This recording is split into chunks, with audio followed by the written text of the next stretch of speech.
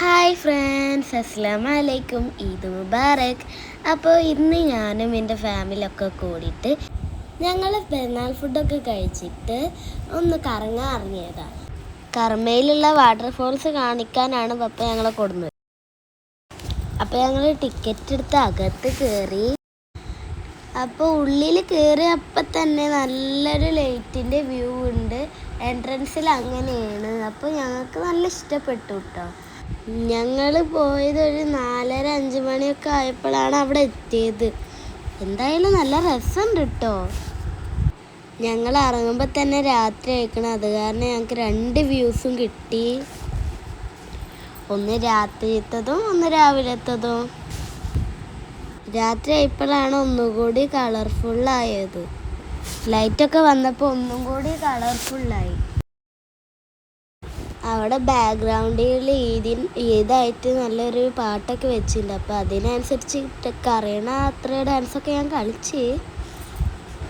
അപ്പം ഞങ്ങൾ എല്ലാവരും വന്നത് ആരൊക്കെ ഉണ്ടെന്ന് ഞാൻ പറഞ്ഞുതരാം. പപ്പ, ഞാൻ, ഉമ്മ, പിന്നെ ദീദിമ്മ, ഇമ്മച്ചി, ദീദി, പിന്നെ മാഷുണ്ട്. മാഷാക്ക് ഇങ്ങനത്തെ കളർഫുള്ളൊക്കെ കാണാൻ നല്ല ഇഷ്ടം.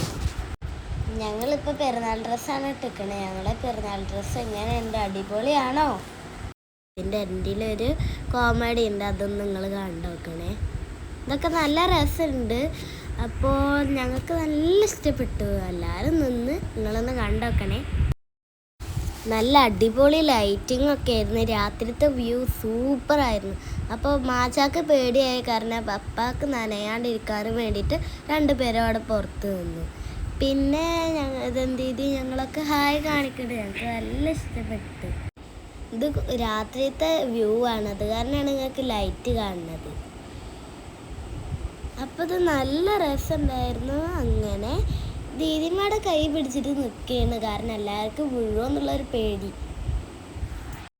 എൻ്റെ ബാലൻസ് പോയിട്ട് ഞാനും വീണ്. എനിക്ക് വേദന ഒന്നും ആയിട്ടില്ല, പക്ഷെ ചെറിയൊരു വേദന. പിന്നൊന്നുമില്ല. അവിടെ കല്ല് പോലത്തെ സാധനം ഉള്ള കാരണം നല്ല വേദന ഒക്കെ ഉണ്ടാവും. അത് കാരണം ബാലൻസൊക്കെ നല്ലോണം പോകുന്നുണ്ട്. വെള്ളമായ കാരണം വഴുക്കൊക്കെ ഉണ്ടാവുമല്ലോ.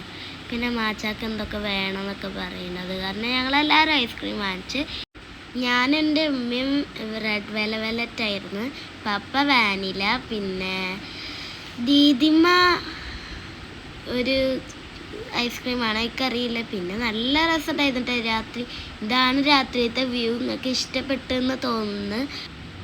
അവിടെ ഈദ് മുബാറക് എഴുതി നിങ്ങൾക്ക് കാണുന്നുണ്ടോ?